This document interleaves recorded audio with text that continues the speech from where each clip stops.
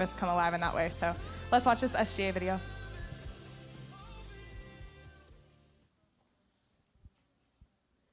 Hey Trojans, we hope you had a great fall break. I'm Macy, your social life director. And I'm Gloria, the VP of Futuro.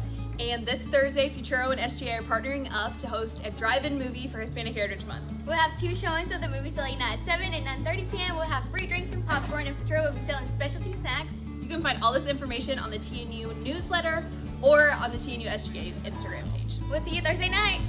Hey Trevecca, my name is Grace Abrams and I'm the Social Justice Club president. The Social Justice Club is hosting a poetry potluck on Wednesday, October 27th at 7 p.m.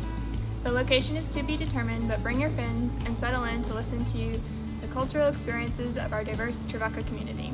If you're interested in participating, please email me at gnabrams@trevecca.edu to contribute your own poetry or spoken word. Stay tuned for info. Hi everyone, ISC will be hosting a soccer tournament at 4 p.m. on October 17th at the Intramurals field, so make sure to sign up at our Instagram at ISC Trevecca, where we will be posting more information and the form. We hope to see you there.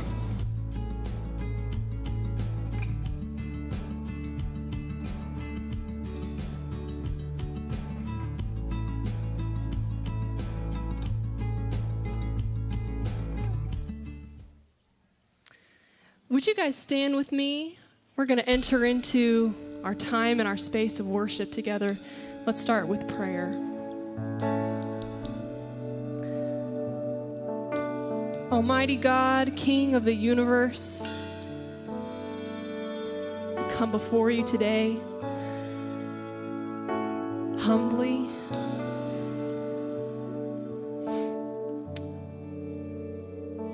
Lord, we are expectant to encounter your presence in this space, your real spirit that is right here, it's right now. Lord, as we sing these songs, we don't want to sing about you, we want to sing right to you. Remind our hearts, remind our minds that you are here. We love you, Lord. We worship you now. Let's sing.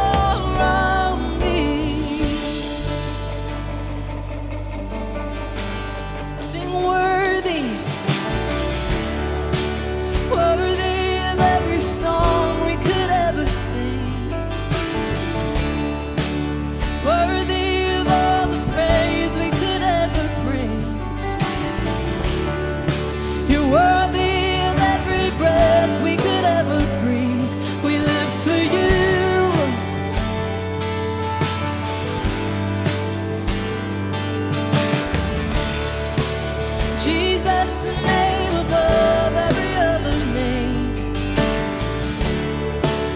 Jesus, the only one who could ever save. The only one. You're worthy of every breath we could ever breathe. We live for you. Oh, we live for you. Oh, you're holy. There is no one like you. There is none beside you. Open up my eyes in wonder and show me who you are and fill me with your heart and lead me and your love to those around me. And holy, there is no one like you. There is none beside you. Open up my eyes in wonder. Show me who you are and fill me with your heart and lead me and your love to those around me.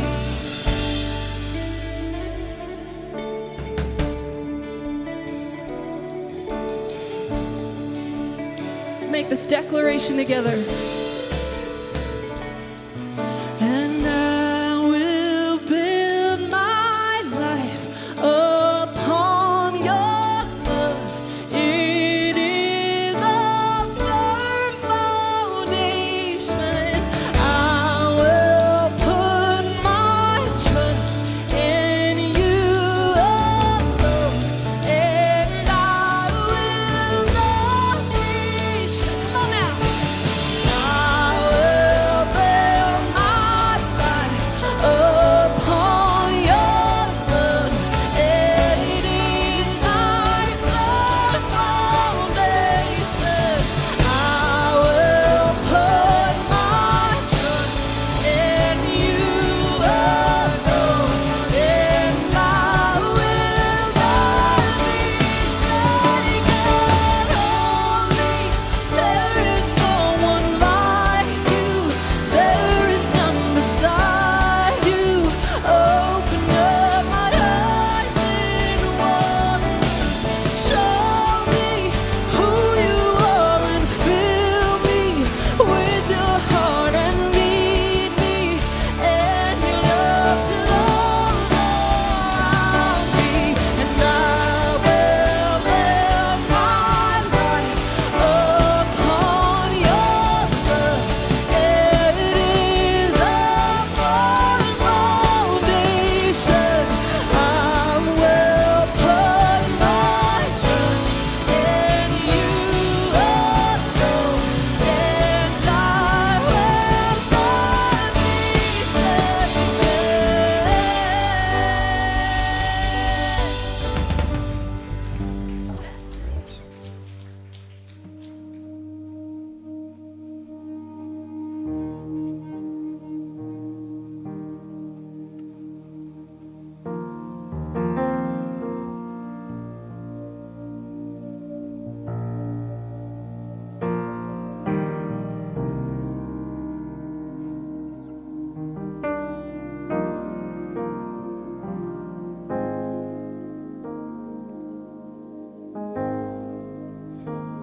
You are the medicine, the only cure for everything I feel within. Redeeming what was lost and all that could have been.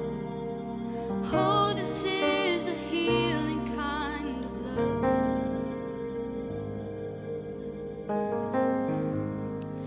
You are the truest friend, staying through the night when I was at my end. You're comforting my heart till it was light again. Oh, this is a faithful kind of love. You know it, everlasting. Everlasting Father, Prince of Peace,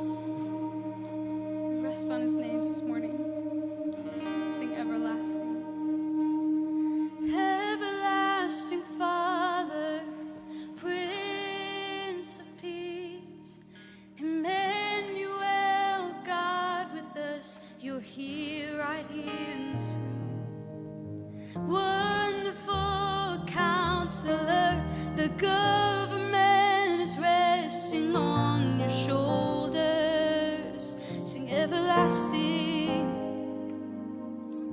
He is everlasting Father, Prince of Peace, Emmanuel, God with us. You're here with me.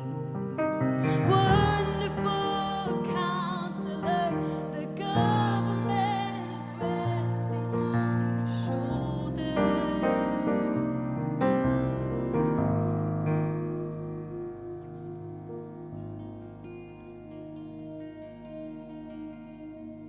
I then shall live as one who's been forgiven. I'll walk with joy to know my debts are paid, and I know my name is clear before my Father. Hallelujah. I am His child, and I am not afraid. So greatly pardoned, I'll forgive my brother. The love I gladly will obey.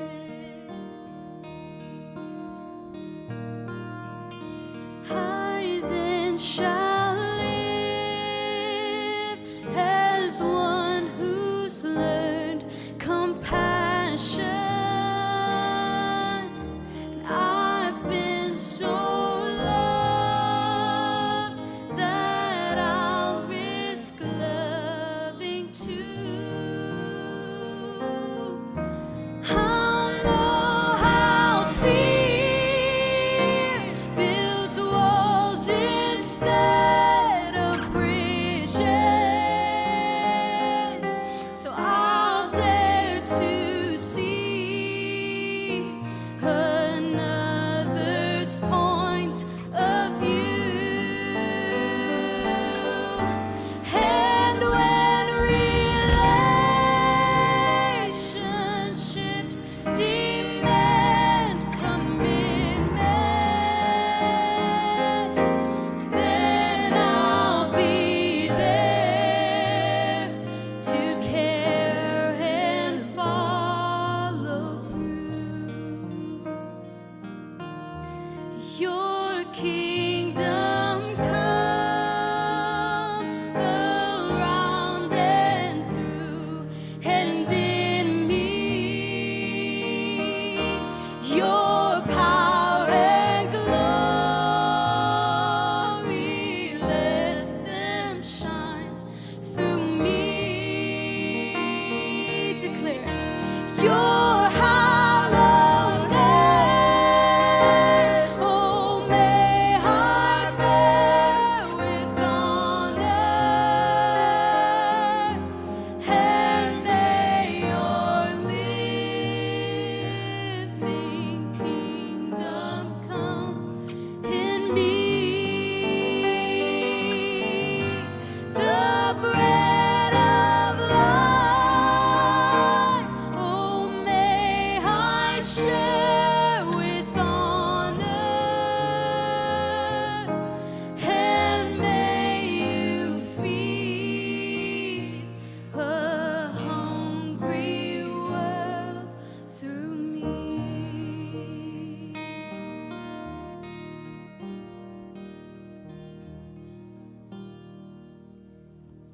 Amen.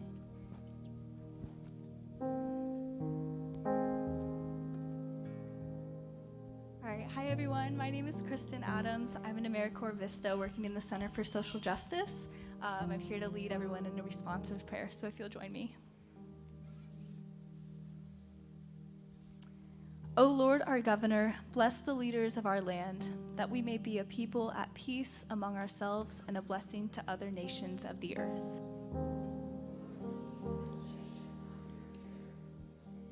To the President and members of the Cabinet, to governors of states, mayors of cities, and to all in administrative authority, grant wisdom and grace in the exercise of their duties.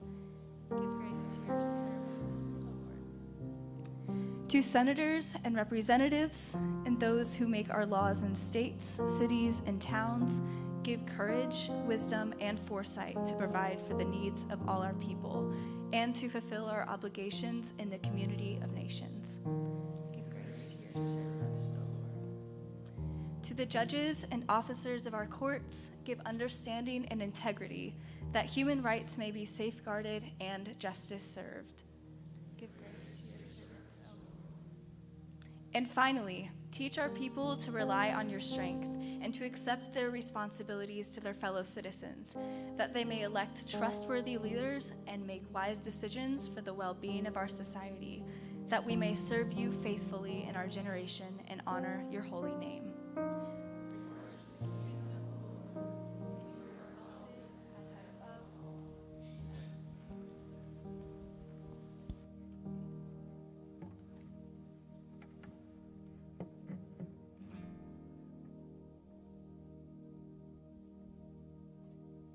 Good morning. I'll wait for a podium here for a second. Thanks.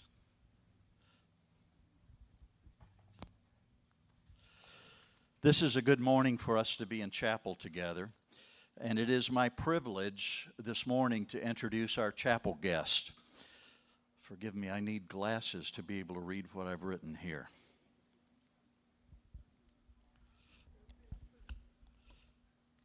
There we go. It's our joy to have Clarence Carter with us today. He serves on Governor Bill Lee's cabinet as the Commissioner of Human Services for the state of Tennessee. I found Commissioner Carter to be a man of faith, action, and courage. His life has been dedicated to serving children and families who are enslaved in the systems of poverty. Prior to coming to Tennessee, he served at the U.S. Department of Health and Human Services Administration for Children and Families as the Director of the Office of Family Assistance and the Acting Director of the Office of Community Services. It's also a joy to have his wife and mother-in-law with us here today, and we want to welcome you to Trevecca's Chapel as you're here. Yes, thank you. Now, today is a day that I want all of you to remember. You will hear from a government leader who is working to rethink and repair the safety net for our neighbors who live in perpetual poverty. The model he proposes could become, by the grace of God, a new approach to a very old problem. And he has invited Trevecca to join him in this very important work. You have come to study at a Christian university. Being Christian does not shield us from the world, but it places us squarely in the middle of human need. The human hurts that lie at the heart of Jesus are the hurts that our commissioner is tackling. Human dignity, freedom, human thriving. And years from now, my prayer is that what you are about to hear now will become reality for our neighbors who are delivered from the slavery of poverty. This is an important day in this state, for this university, and an important day for the poor who rest on the heart of God in such a heavy way. Would you join me in welcoming Commissioner Clarence Carter this morning to speak to us?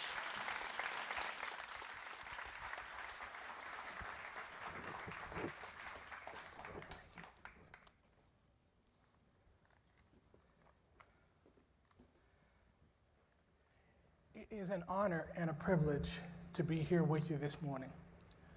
I want to begin by thanking Dr. and Mrs. Boone for the invitation to address this chapel. We met first not very long after I arrived here in January, and we had discussion very much in the nature of what Dr. Boone was just sharing with you. And it was a very engaged and passionate discussion. And Dr. Boone said, well, we should work together. And I said, an ask that I would make of you is, could I speak to the university about this mission? And he said, done. And so out of that conversation, this morning was birthed, and I very much appreciate your participation in it.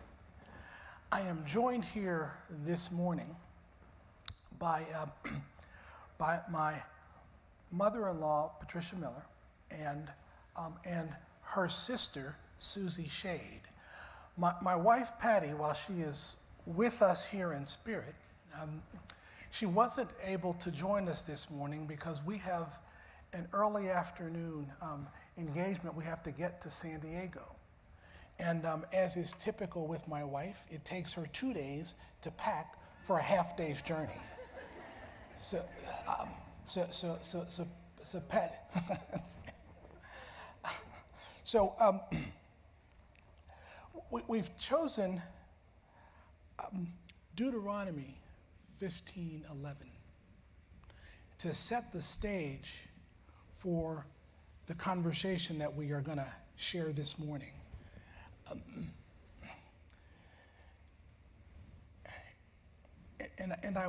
There are more than 2,000 references that the Bible has to the poor and the command for our obligation to the poor in our society.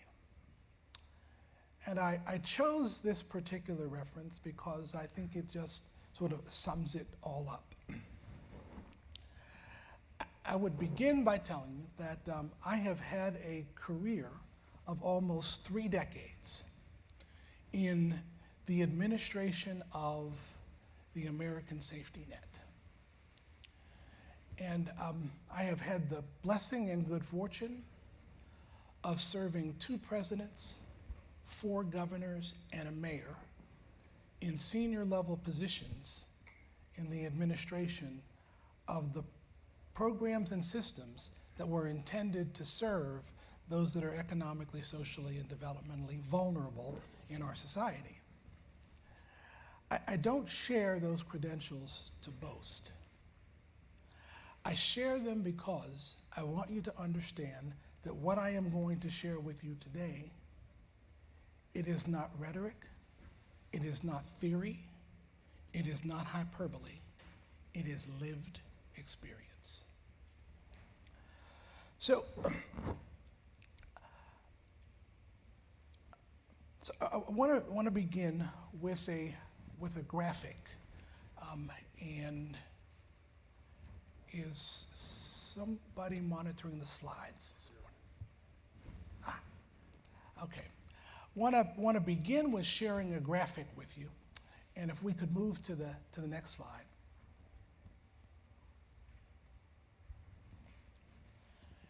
You might ask, what is that? Well, what that is a representation of the American safety net. The federal government has authorized more than 80 programs to address every aspect of the human condition. And you will see them all represented here. The different coloring is the condition that the programs were meant to serve, whether it be housing or health care, or nutrition, or cash assistance. As I said, there are more than 80 of these programs. And if you will see in the middle of the graphic, we expend just north of $1 trillion each year in the administration of all of that. $1 trillion. Now, folks, I have to tell you something. I have no idea what a trillion is. None. Okay. And so one of the things I wanted to do is to have some kind of graphic representation of what a trillion is. And so I asked my team to figure out something and put it together for me. And I think our next slide is a graphic representation of what a trillion looks like. If we were to lay a dollar bill end to end representing $1 trillion, it would measure 67,866 miles. This would extend around the Earth's equator almost 3 times. We spend that every single year in service to those individuals in our society who are economically, socially, or developmentally vulnerable. And what I would add to it is that that only represents what federal and state government expend. It doesn't represent 1 penny of Trevecca's investments in this work, not 1 penny. And you know, as we enter the campus, you see the retirement facilities that Trevecca has built and invested in. That doesn't get counted any place in that trillion. Okay? The work you do to strengthen this community, not a penny of that, not an hour of your service is counted in this. So one of my arguments is, while we expend mightily, we haven't touched the surface for America's engagement in serving those that are economically, socially, and developmentally vulnerable. So as we move on, I want to set the framework for the direction that we are trying to move in. And my next slide shares with you the definition. Well, let me take it in the order that it makes the most sense to me. We can leave that one there. We have a slide that defines freedom. And we use the Merriam-Webster's dictionary definition of freedom. And that definition is what drives everything that we are trying to do. Our founders, the founders of this great republic, set out to create a society where, while protecting for health, safety, and commerce, we could achieve the greatest degree of freedom amongst our society. And so for me, it stands to reason that all of the mechanisms of that society should support that foundation goal of freedom. Well, I would tell you that the American safety net, not only doesn't it support the objective of freedom, it is actually antithetical to it. And so, and there you see our definition for freedom. And so if we could then just go back to the previous slide, I want to share with you for a couple of minutes what the flaws of that system that you just saw, or what I would say is that aggregation of programs that you saw, because it really isn't a system at all. The first flaw of that system is it lacks a shared vision. Each one of those programs is a vision in and of itself. It's a vision for nutrition support, a vision for education support, a vision for healthcare support, on and on and on. And because there is no shared vision, all of those individual interventions are driving towards their own shore. And so it's a challenge of construction in that way. The next flaw of the system is it is insanely program-centric. I am the commissioner of the Tennessee Department of Human Services. And what I am held accountable for is the efficient and effective administration of programs. As long as I follow the rules of the program and administer it within the appropriate budget tolerances, I have been considered successful when you run a successful agency. Now, people could be starving and Rome burning all around us, but I've still been successful because I've followed the rules. We are a very program-centric system. The next, and we will talk a little bit more about this just a little bit further in my remarks. The system is exceedingly transactional. And what I mean by that, let's take a SNAP or food stamp benefit. It is a transaction. It's my job to ensure that that transaction is executed so individuals and families who have the need are able to receive that benefit. That is the transaction that we are responsible for. Well, it is our argument that our brothers and sisters that are struggling with the vulnerabilities, with economic, social, and developmental vulnerabilities, don't only need transaction, they also need relationship. And I have to tell you that the government is really poor at the issue of relationship. Next, the system is siloed and fragmented.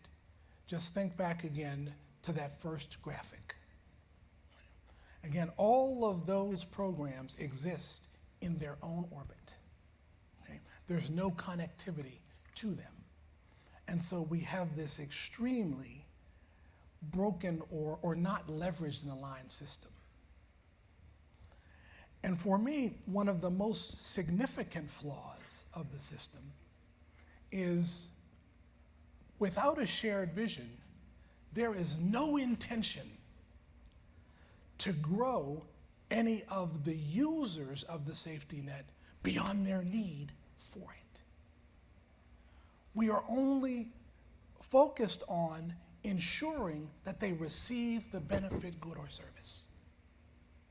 It would be my argument that as long as that member of our society, our brother or sister, needs that support, we haven't completed our job and our journey. And then finally, our system is exceedingly government-centric. Okay? And for that, I go back to my initial graphic and talk about the $1 trillion that we expend in federal and state government.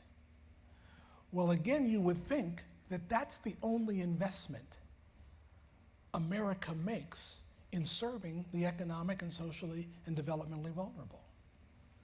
That is far from the case.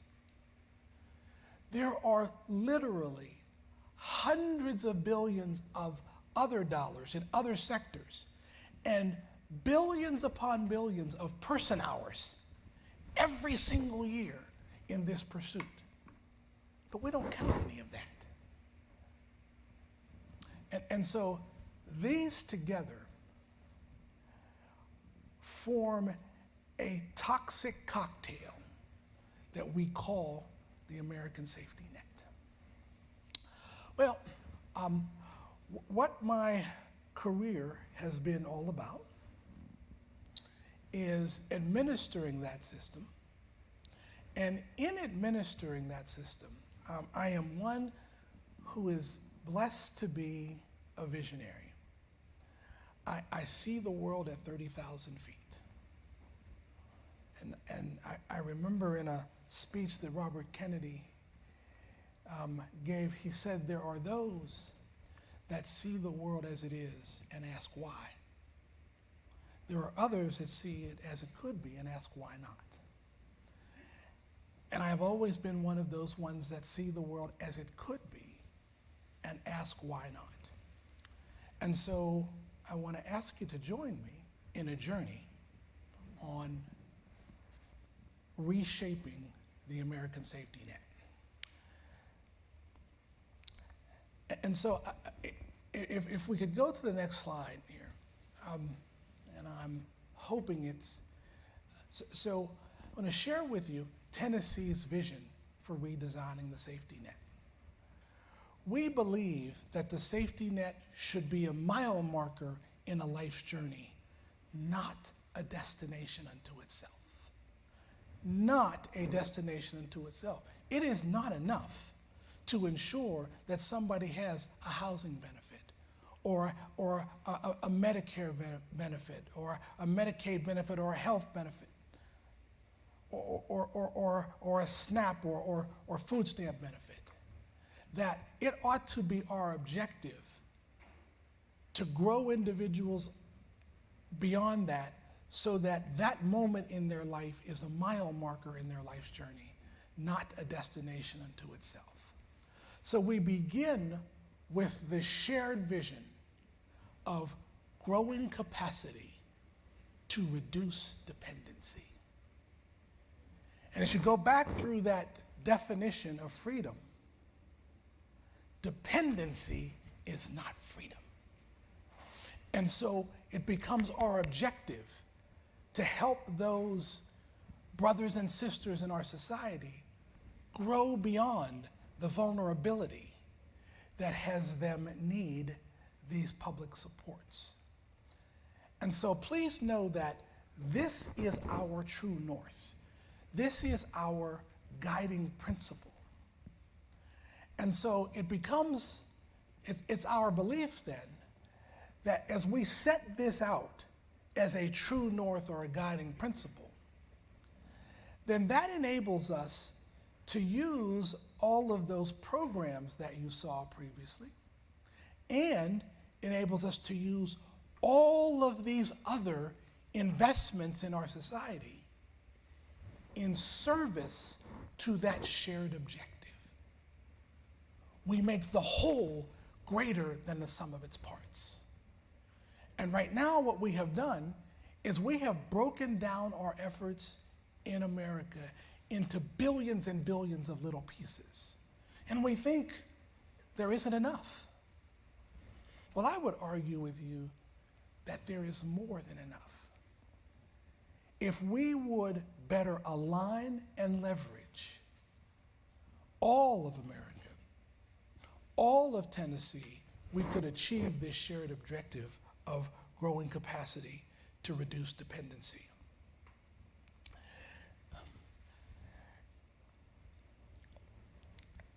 And so I move to the next part of our discussion, which is engaging other parts of Tennessee in this discussion. As I said, we have a very government-centric system. Well, part of our vision and our argument is that we have to engage all of Tennessee. We have to engage every sector in this work. And so it brings me to my being here this morning. I take you back to the initial conversation that Dr. Boone and some other members of his team and I had, I think it was probably back in March or April. And we were having this conversation, and I talked about engaging other sectors. And so I asked Dr. Boone if Trevecca could help us to engage Tennessee's community of faith in this discussion. Because we believe that the community of faith, the Tennessee community of faith, has a vital role to play in this transforming the Tennessee safety net. And so today we begin that journey. And if we could go to our next slide.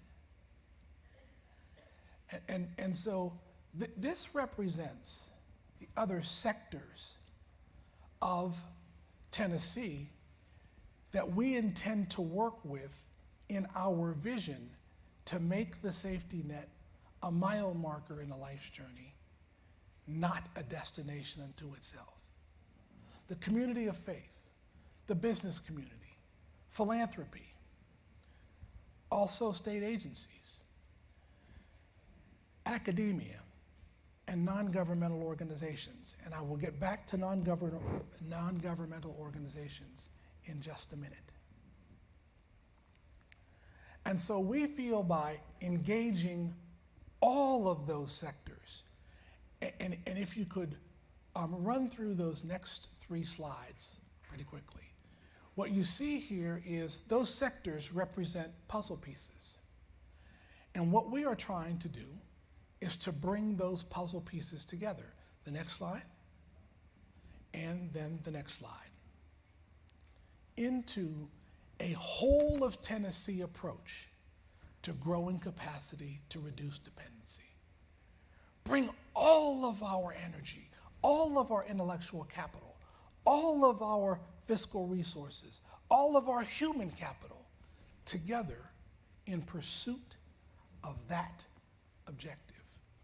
And again, I would argue that while the issue of economic, social, and developmental vulnerability, why it might be bigger than the Department of Human Services, why it might be bigger than Trevecca University, why it might be bigger than any one program that we administer, it is not bigger than all of Tennessee.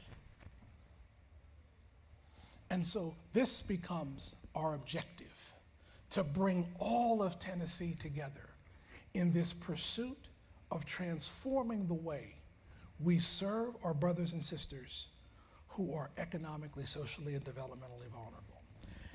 And as I begin to bring this to a close, I want to talk for just a couple of minutes about the role, a role that we see for the community of faith in this work. And I turn back to the issue of transaction versus relationship. Listen, government is lousy in the business of relationship. Okay? Our structure acts as if somehow we are going to transact our way beyond the challenges of the economically, socially, and developmentally vulnerable.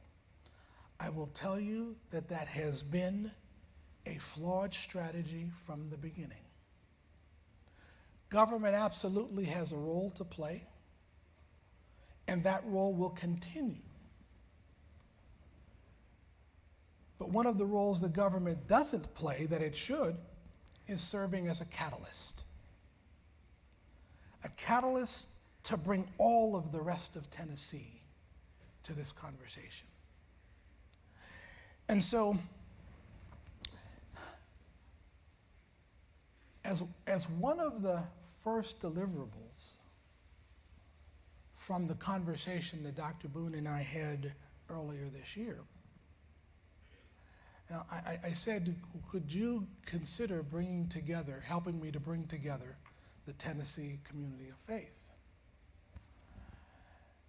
And I said, we also need to build the capacity of organizations that serve those that are economically, socially, and developmentally vulnerable. And what I mean by building the capacity is, I mean organizing them so that their emphasis is this idea of freedom. And so I said, would you consider putting together a proposal where Trevecca would take a lead in first building the capacity of Tennessee service organizations, and then allow us to take that nationally. And Dr. Boone said, we will certainly endeavor to do that. And so, not too long ago, Trevecca submitted to the Department of Human Services a proposal at my request to enter into this work of building the capacity of Tennessee's service providers. And I will tell you that we are in the final stages of developing a contracting arrangement with Trevecca to do this vital work. Because again, as we try to build the capacity of all of Tennessee, we want it all to be operating under this freedom logic model. We want all Tennesseans to be free to act in their own best interest. And please hear me that I am not suggesting in any way, shape, or form that government doesn't have a role to play in this. We absolutely do. And I think that we are fulfilling one of those roles here today. I am asking each and every one of you to join us in this journey of transformation. We are going to first make the statement in Tennessee that Tennessee is dedicated to everybody thriving, and all of us put our hand in the pile to achieve that objective. And once we build this model here in Tennessee, we will take it to every village and hamlet in this country, and we will tell the federal government that that emperor has no clothes, and that it is our objective. We don't say that the emperor has no clothes because we want to embarrass the emperor. We say that the emperor has no clothes because we need the emperor to be clothed so the emperor can do his job. One of our musical selections said this morning that our government rests on your shoulders. Well, we certainly don't operate it that way. And it is our intention to change that. I leave you today with thank you so much for the opportunity to be here with you this morning. And I ask you to join us in a journey of transformation, transforming the American safety net. Thank you so much. Pleasure to be here with you this morning.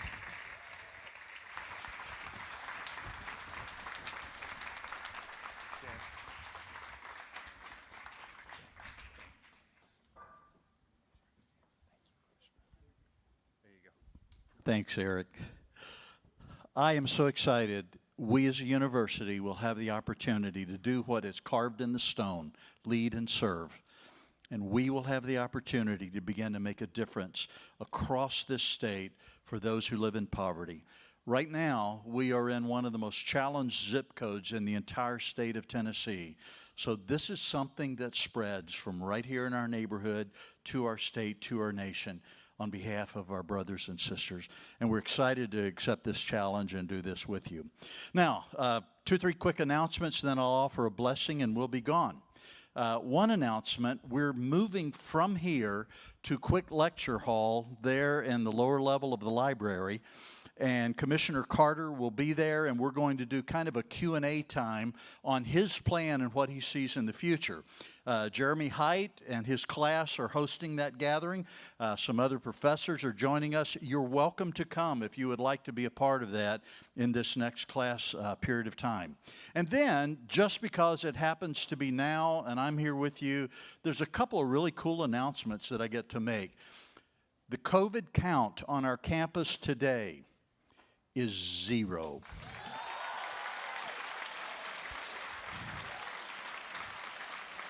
Better yet, the number of people who are in quarantine today is 0.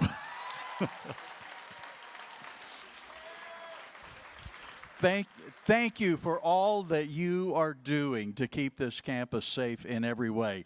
And another fun announcement, I just learned this past week that our construction team who is working on the Jernigan Center, our cafeteria, this is now, this gets flipped in just a few minutes to become your cafeteria. They're now saying to us that the lower level of Jernigan is going to be completed when you return from your Christmas break, and we will begin to have a full kitchen there instead of the 18-wheelers out back. So that's good news too. It'll take us till about March to get the upper 2 floors done, but they've been working hard, and we've got a cafeteria on the way again, and I'm grateful for it. I want to thank you for your patience, for what you've done to just make the trek down here, to put up with a flipped cafeteria every day here for these weeks. And we've been pressing hard to try to get into a permanent facility as soon as we could. Now, would you stand to receive a blessing on this good day? May our God, whose heart beats daily in love for the poor, may this God empower us to be His responsible servants on behalf of our neighbors and our brothers and sisters until we are able to empower and help them in their pursuit of human dignity and freedom. May we be found faithful at this good work. God bless you as you go on this good day.